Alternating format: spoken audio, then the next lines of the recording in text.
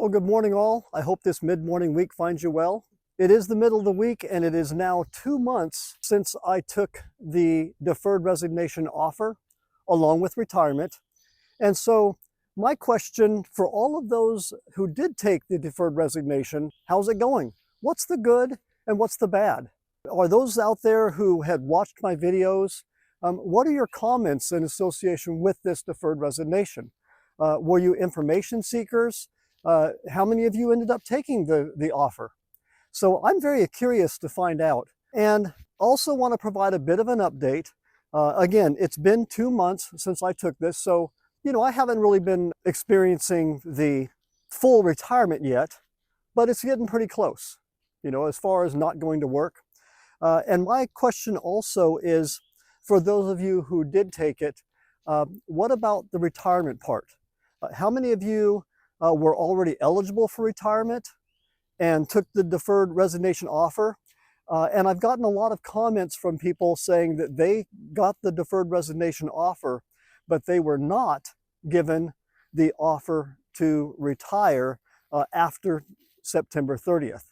So they had to either retire September 30th or not take the offer. And with mine, I was extended automatically to December 31st because that was my retirement date. So I'm just curious to know, what position you find yourself in. Whew, a lot of bugs out here today. It is morning time. Thank goodness I got a little bit of a breeze in my morning walk. For those of you who are in the middle of this process, I just want to know how everything is going for you. For me so far, everything is going well. It's been 2 months. I've gotten, 4 paychecks. So, that's good to know. It is a very satisfying, and I guess it is a relief to know that.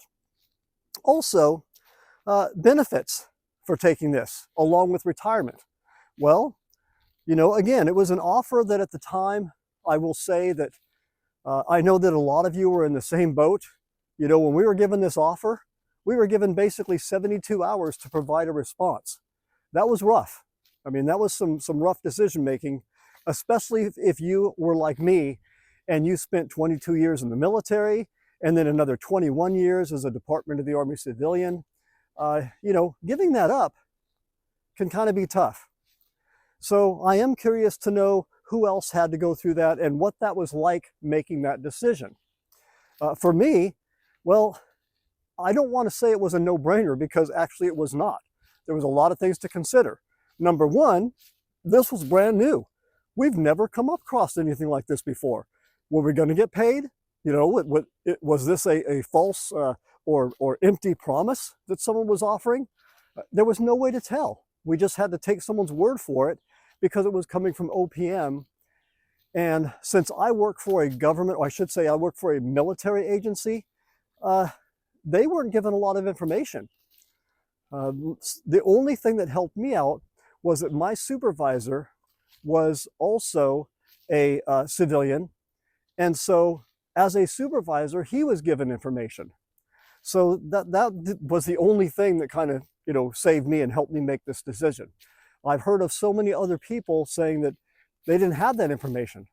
Some commenters were saying that their organization would only let them go to September 30th, whether they were retiring or not. Others took deferred resignation with VERA. Now, I don't know a lot about VERA. I know it's a decent proposal if you're in the window for that kind of thing.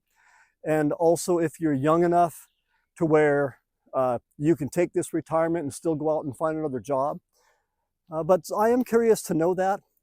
So I guess when I say, how's it going so far? For me, it's going pretty well. All of my transition has really been mostly myself. It hasn't been a transition with, I haven't had to make a huge financial transition. Of course, I started posting these videos on YouTube. So that was something that I'm doing on the side. But that's absolutely not new to me. For those of you who are in the military, especially if you were enlisted, as I was, I retired from the military as an E7. went on to be a DAC, and as a DAC, I was a GS-11, and was training academic subjects or systems in helicopter systems. So, for me, I already have my military retirement. It wasn't too big of a transition, and I was also very accustomed to having side gigs. When I remember when I first got married many, many years ago, I had left the Army for almost a year, came back in, and at that point in time, I was bound and determined to go to flight school because I had been in aviation before. Well, I ended up getting stationed at Fort Carson, Colorado, met my wife, my soon-to-be wife, and we got married almost immediately. It was like literally, I don't want to say love at first sight, but it was pretty close to it. We kind of knew, that was we were our people. We were our own or each other's people. And well, after that, within a year, we had our first child. And at that time, I was just an E5. I was a sergeant. And so, money wasn't that great back in those days. So I would work part-time jobs to make sure that we had money to buy the kids, nice presents for Christmas, or make sure we had enough, of everything that we needed. So it wasn't any kind of joyride or anything. So it's just something I got used to. And I've always just been that way. I mean, when I was young, I'd, go out and mow lawns. I was always looking to make some extra money because I grew up very poor. My family didn't have any money. Let me see, by the time I was 16 or 17 years old, I bought my own cars. I had my own money. I had more money in the bank than my parents had in the bank. So for me, that wasn't much of a transition. For other people, it may be, financially speaking. And even though I'm 61 now, I'll be 62 come next March. That's when I was going to retire and take Social Security. But even at my age, I'm still, even with retirement, I still feel like I'm young enough to go out there and work some side gig somewhere. And I'm absolutely not above that. I will work, delivering groceries. I will work for Amazon Flex or whatever. I've already got an app up for that. So that's not a big thing. But for others, how is that for you? Especially if you're doing deferred resignation with VERA. What are your plans? Are you going to go out and get another job later on somewhere else? Or are you retired? Are you done? So I don't want to extend this out too long because I just wanted to do a quick update. And I guess I'll call this like my, Wednesday walk and talk, because I've been experimenting with different ways to produce these videos. But this one is specifically for those that took the deferred resignation. And I will say, I am interested to know how it's going for others. But for me, I'm glad to report it's been going pretty well. Now, come September, or I should say October, I'll post another update because that's been a big curiosity for a lot of people. And there's a lot of naysayers out there that say, well, are they really going to pay you all the way to your retirement date instead of just, going to September 30th? Well, I guess that remains to be seen. My legal paperwork specifically says that I will be extended and paid until December 31st of my retirement date. So at least as far as my legal system goes, I'm not too concerned. But I do understand the concern that people might have. I mean, it is a big concern. To suddenly be told, oh yeah, it's not in our budget anymore, that would be bad. And I'm not going to tell you that after 22 years in the military and then another 21 years as a Department of the Army civilian, I am not going to say that that's impossible, because it's not.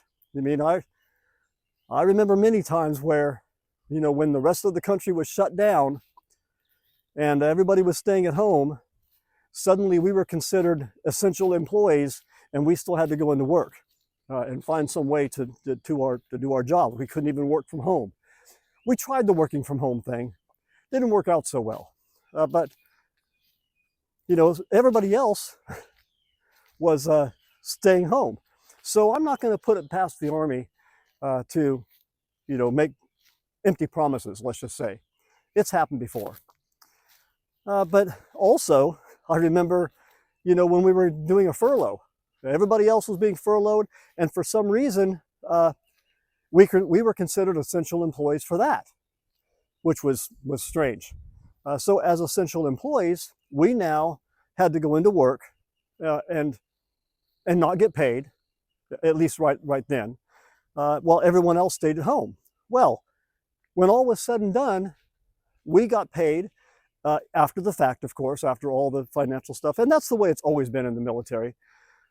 We got paid, but then all the people that were sent home on furlough, they got paid too. So, that's just the way things work. Promises made are not always promises kept when you're working for the government. The government can be kind of wishy-washy, but my job is not to wonder why. My job is just to do or die. I grew up in the military with that mantra, I guess I should say, and it served me well because there's just things you have to live with. My job in the military was to be a war fighter, point blank. That's what I was doing. My job was to live and die for my country so that other people could have the freedoms which our country has promised them. And I was willing to do that. Well, now here I am, semi or unofficially retired, getting ready to, I call myself actually retired, and I'm living the dream. So one last time, let me know, comment below, tell me what your thoughts are. What was your experience with the Deferred Resignation Program? I'm very curious to know. I only know of a couple other people that took the offer on the military post that I worked at. So outside of the comments that people have left me on these videos on YouTube, I really don't have any other information. I don't know what other people out there are doing, and I am very curious. Remember to like and subscribe. Follow me on this YouTube channel so you can get updates, and maybe I can get updates from you as well. And that will be important to me. I'm very curious about those things. So that's all. Until next time, see ya.